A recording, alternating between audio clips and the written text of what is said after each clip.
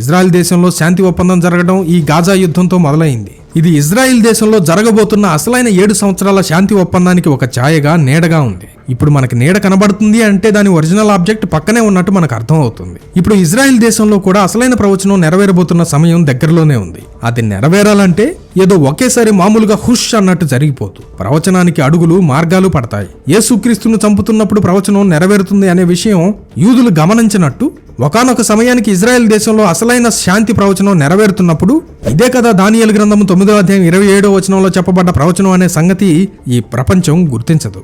ఎప్పటిలాంటి గొడవలే ఇది కూడా అని చెప్పి పక్కన పెట్టేస్తారు. చాలా మంది బైబిల్ పండితులు నమ్మే విషయం, యూదుల దేశంలో 7 సంవత్సరాల శాంతి ఒప్పందం జరిగే సమయానికి దేవుడు సిద్ధపడిన తన ప్రజలని కొనిపోతాడని. ఇప్పుడు యూదుల దగ్గర మనం తరచుగా వినే శాంతి శాంతి అనే మాటలు మన విమోచన దినం సమీపంగా ఉందని తెలియజేస్తున్నాయి. అనగా యూదులకు అసలైన కష్టకాలం, అసలైన యుద్ధకాలం రాబోతుందని చెప్పడానికి ఈ 2.5 సంవత్సరాల ఇజ్రాయెల్ గాజా యుద్ధం ఒక ఛాయగా ఉంది. అసలైన యుద్ధానికి నీడగా ఉంది. వీటన్నిటిని మించి మన విమోచన దినం సమీపం అయ్యింది అని చెప్పడానికి గుర్తులుగా ఉన్నాయి.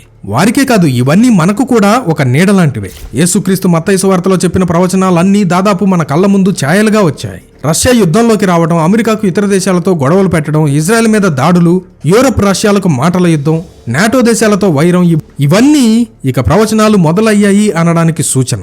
ఇవి ఈ యుగం అంతం అవ్వడానికి ప్రవచనాలు. అసలైన యుద్ధాలు ముందున్నాయి. అసలైన గందరగోళం ముందుంది. ఇప్పుడైనా కాస్త శాంతిగా ఉండండి అనే గొంతులు విన్నాము. శాంతి కోసం ఏదైనా చేయాలి అనే నాయకుల మాటలు విన్నాము. భవిష్యత్తులో ఆ మాటలు, ఆ మనుషులు కూడా వినపడని రోజులు రాబోతున్నాయి. ప్రపంచం తన సమస్యలకు మనిషి తయారు చేస్తున్న పరిష్కారాలను వెతుక్కుంటోంది. వారు శాంతి ప్రణాళికల ద్వారా శాంతిని స్థాపించాలని ప్రయత్నిస్తున్నారు. కానీ నిజమైన శాశ్వతమైన శాంతిని ఇవ్వగలవాడు ఒకే ఒక్కడు. రాజులు ఆయనకు లోబడతారు. రాజ్యాలు ఆయన ముందు నేలమట్టమవుతాయి. ఆయన సింహాసనం ముందు గర్వంతో విర్రవీగే రాజుల కిరీటాలు నిలబడలేవు.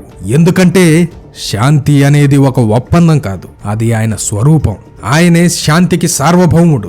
ఆయన సమాధానకర్తయగు అధిపతి, ప్రిన్స్ ఆఫ్ పీస్ అని వాక్యం చెప్తుంది. ఆయనే ఆది, ఆయనే అంతం. ఆయనే అతి త్వరగా రానయ్యున్న మన ప్రభువును రక్షకుడైన యేసుక్రీస్తు. Jesus coming soon, so be prepared.